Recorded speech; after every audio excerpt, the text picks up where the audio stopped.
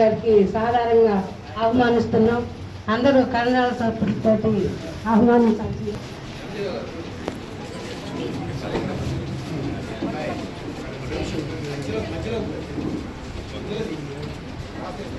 Schools new structure జరగడం వల్ల మన మండలంలో మొత్తం 50 స్కూల్స్ ఏర్పడ్డాయి.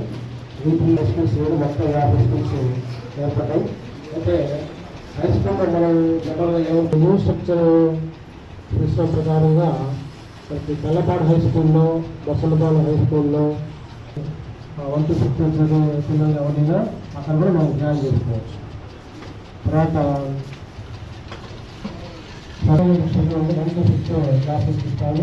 యూనిఫామ్స్ అలాగే బక్కాసీతమ్మ బచ్చాల ప్రకారంగా భాష సమ్మరైజ్ బాగా జరిగింది. నేను చిక్కి ఇస్తాను. అట్లాగే మంగళవారం రోజు పులిహోర సచివాలయం వాళ్ళ మీద లేక ఉంటుంది. అసలు మాకు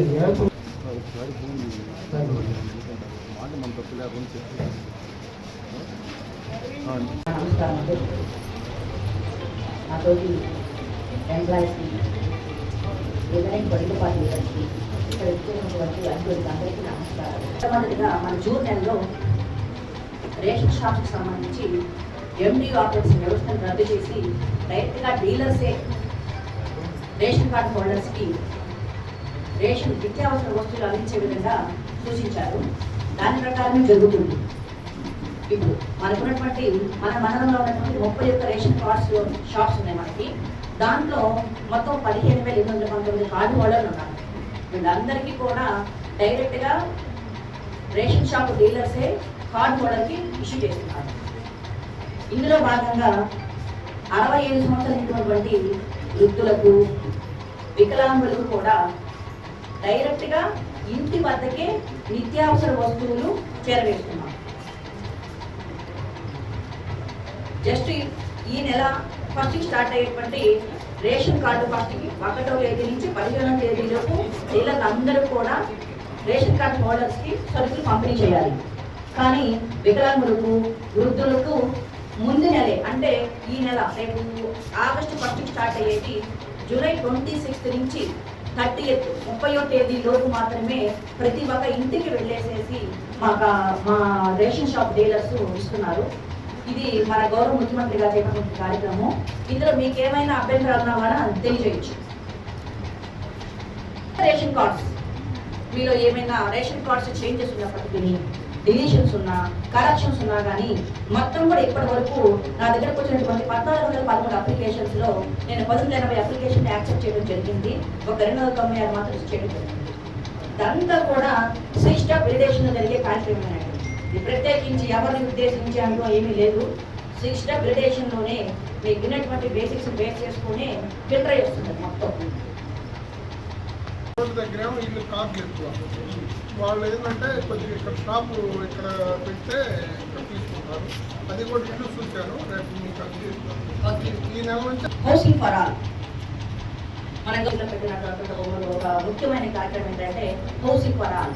అంటే ప్రతి ఒక్కరు సొంత ఇంటితో గౌరవంగా బతకాలన్న కాన్సెప్ట్తో మీకు చేపట్టిన కార్యక్రమే హౌసింగ్ ఫర్ ఆల్. మీరు ప్రతి ఒక్కరు అప్లికేషన్స్ పెట్టుకోవచ్చండి.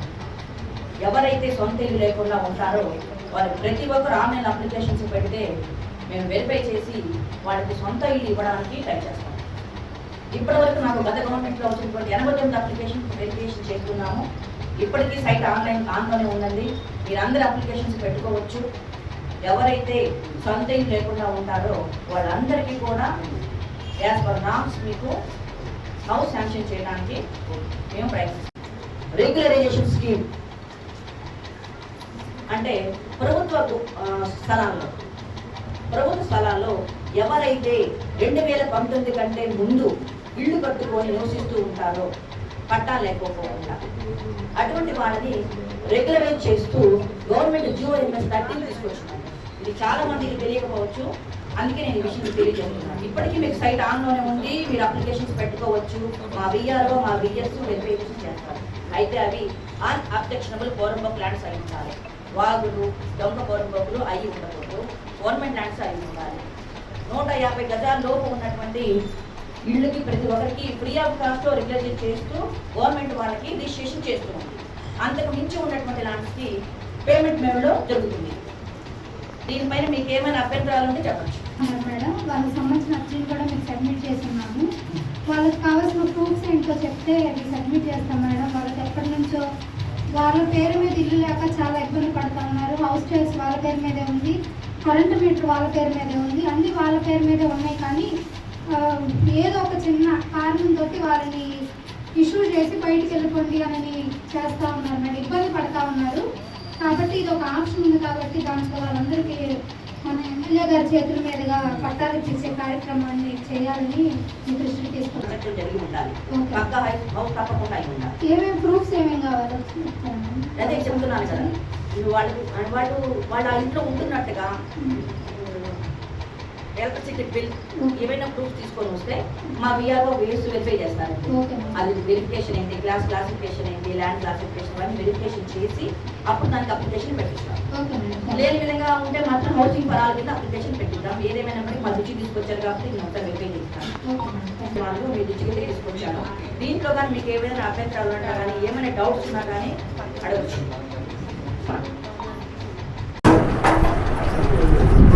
ఎంపీటీసీలు, సర్పంచులు, జడ్పీటీసీ అందరికీ నా హృదయపూర్వక నమస్కారాలు. ఇది నా నేను ఎమ్మెల్యేగా అయిన తర్వాత మొదటి మండల పరిషత్ సమావేశం ఇదే మొదటిది నా కాన్స్టిట్యున్సీలో. ఇంతకుముందు ఏదో municipality, Chenkurthi municipality, Ongole municipal corporation మీటింగ్స్కి అటెండ్ అయ్యాను. సో నేనేంటిదంటే ఒక 2-3 మాటలు మాట్లాడేసి నేను ఏదో వేరే ఎంగేజ్మెంట్స్ వెళ్దాం అనుకుంటా ఉన్నాను. ఒకటి 2 మాటలు ఏంటిదంటే ముఖ్యంగా నేను మీ అందరికీ తెలియజేసుకున్నది ఏంటిదంటే మన కాన్స్టిట్యున్సీ, మీ ఊర్లో అన్నీ మనం అభివృద్ధి కార్యక్రమాలు, సంక్షేమ కార్యక్రమాలు ప్రతి ఒక్కరికి అర్హులైన వారికి అందే విధంగా మనం ముందుకెళ్ళాలి. సో ఎలక్షన్లు అప్పుడు ఏదో పోటీ చేస్తాం, కానీ అభివృద్ధి విషయంలో కానీ సంక్షేమ విషయంలో కానీ మనం అందరం కలిసి పనిచేసి జనాలకి ఏ విధంగా ఇబ్బంది లేకుండా ముందుకెళ్ళాలని నేను మీ అందరినీ కోరుకుంటా ఉన్నాను. ఒక ఎమ్మెల్యేగా నేను కూడా ఈ అభివృద్ధి సంక్షేమ విధానాల్లో అన్నెసరిగా నేను పనిలే విధంగా నేను సహకరిస్తాను. అదేవిధంగా మీరు కూడా ఒక ఎంపీటీసీగా, ఒక సర్పంచ్గా ప్రజలకి ఇబ్బంది పడకుండా అభివృద్ధి సంక్షేమ కార్యక్రమాలు అందరూ వెళ్ళే విధంగా మీరు ముందుకెళ్ళాలని నేను కోరుకుంటా ఉన్నాను. నాకు తెలిసిన విషయం ఏంటిదంటే మన మండల్లో ఒక 1 crore రూపీస్ ఫండ్స్ ఉన్నట్టున్నాయి. సో ప్రతి ఎంపీటీసీ గారు ఒక 5 lakhs వరకు పెట్టుకొని ప్రజలకి ఏదైనా మంచి పని చేయమని నేను కోరుతూ ఉన్నాను. ఒకటే ఏంటిదంటే అందరం, నేను కూడా రిక్వెస్ట్ చేసేది అందరికీ, నేను నా దగ్గర వచ్చిన వాళ్ళందరికీ నేను రిక్వెస్ట్ చేస్తాను ఏంటిదంటే ఫండ్స్ ఉన్నప్పుడు ఆ డబ్బులు కరెక్ట్గా ఉపయోగించుకోండి. అంటే ఆ డబ్బులు ఖర్చు పెట్టి వర్క్స్ చేసినప్పుడు 10 మందికి ఎక్కువ మందికి ఉపయోగపడే వర్కులు ఫస్ట్ పెట్టుకోమని నేను కోరుతూ ఉన్నాను. సో అందుకని మీరు కూడా మీ పరిధిలో, ఎందుకంటే అందరం ఎమ్మెల్యే, అందరు మీకు సర్పంచ్ అవుతారు, సర్పంచ్ ఎక్స్ సర్పంచ్లు అవుతారు, ఎంపీటీసీలు కూడా ఉంది, మీ టర్మ్ కూడా అయిపోతుంది. అందుకని ఈ టర్మ్ మధ్యలో మీరు ఏదో మంచి పనులు జనాలకి చేసినట్టు మీ అక్కడ సిల్కా పలకాలలో మీ పేర్లు కూడా ఉండాలి. దానికోసం కదా మీ అందరూ, మేమంతా మన పాలిటిక్స్లో ఉండేది. అందుకని కొన్ని అభివృద్ధి పనులు అవన్నీ చేయాలని నేను కోరుతా ఉన్నాను. నేను కూడా పూర్తిగా సహకరిస్తానని ఈ సందర్భంగా తెలియజేస్తున్నాను. మీ అందరితో ఏదో రోజు మాట్లాడి సపరేట్గా చిన్న మీటింగ్ పెట్టుకొని ఏ వర్క్స్ ఏంటిదని ఏదైనా ఒక ఇన్ఫార్మల్గా ఇంటరాక్షన్ అయితే అవసరం ఉంటేనే ఇక్కడనే వచ్చి మాట్లాడతాం. ఎంపీ వారి ఆఫీస్లో కానీ లేకుంటే ఎంపీపీ గారి ఆఫీస్లో కానీ. సో నేను చెప్పదలుచుకున్నది ఏంటంటే ఈ డెవలప్మెంట్ విషయంలో, దీని విషయంలో పూర్తిగా సహకరించి మనందరం పనిచేయాలని. రెండో విషయం వస్తే నేను నా దృష్టికి వచ్చింది ఏంటిదంటే ఒక కాన్స్టిట్యున్సీ డెవలప్మెంట్ జరుగుతున్నప్పుడు మనకు అనేక ఫండ్స్ వస్తాయి. గవర్నమెంట్ నుంచి ఫండ్స్ వస్తాయి, మండల్ ఫండ్స్ ఉంటాయి, దాని తర్వాత సర్పంచ్ ఫండ్స్ ఉంటాయి, విలేజ్ ఫండ్స్. ఇవన్నీ ఏంటిదంటే మనం ఏది ఇవన్నీ కరెక్ట్గా ఉపయోగించుకోవాలని నా ఉద్దేశం. ఎందుకంటే ఎన్ఆర్ఈజెస్లో మనకు సీసీ రోడ్స్ వస్తున్నాయి, డ్రైన్స్ వస్తున్నాయి. సో సీసీ రోడ్లు, డ్రైన్లు మన కాన్స్టిట్యున్సీలో దగ్గర డ్రైన్స్, సీసీ రోడ్స్ 5 కోట్ల రూపాయలు ఇచ్చాం. అంటే చాలా వరకు జరుగుతూ ఉన్నాయి. సో నేను అనేది ఏంటంటే మన మండల్ ఫండ్స్ కానీ, మన విలేజ్ ఫండ్స్ కానీ, సర్పంచ్ దగ్గర ఉన్న ఫండ్స్ కానీ ఈ రాని పెట్టుకోండి.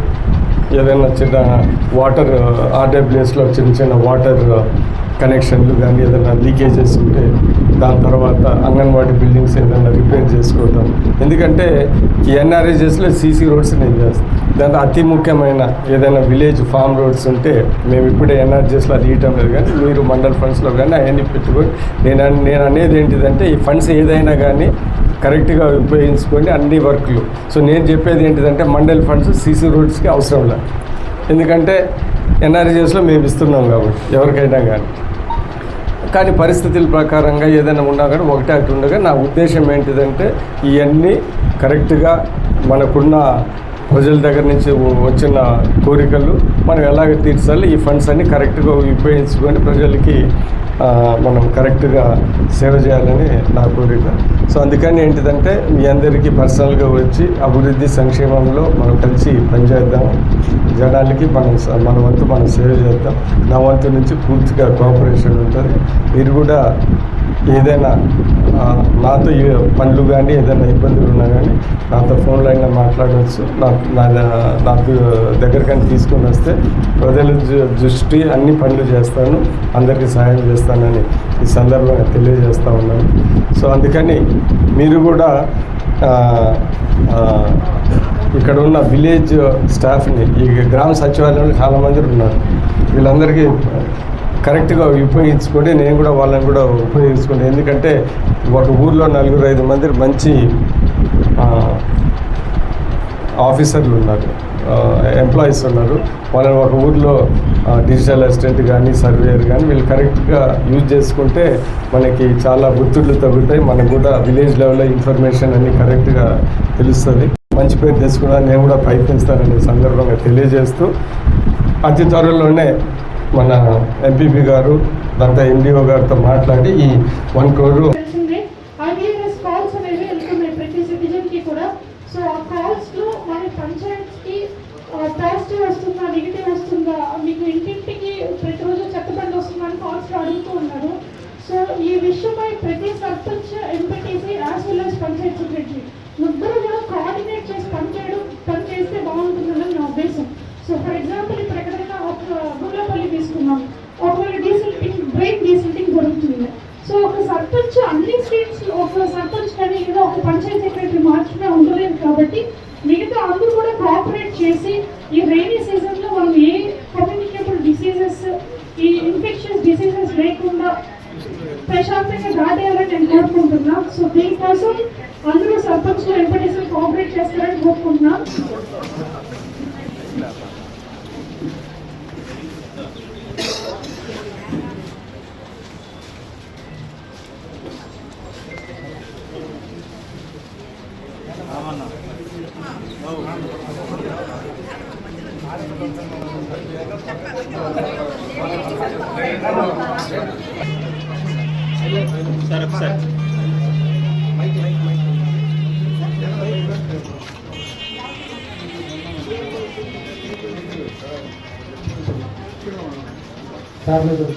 గుర్తొచ్చి గ్రామాలు బట్టి పంచాయతీలో ఉండే నిధుల్ని ఎనిమిది కావాలని చెప్పి అభివృద్ధి చేసేటువంటి సహకరించారు సార్. ఒక మాట్లాడాలి సార్ అభివృద్ధి మళ్ళీ నేను ఒకసారి నిజం కష్టం కలుగుతాను sir. Thank you very much sir.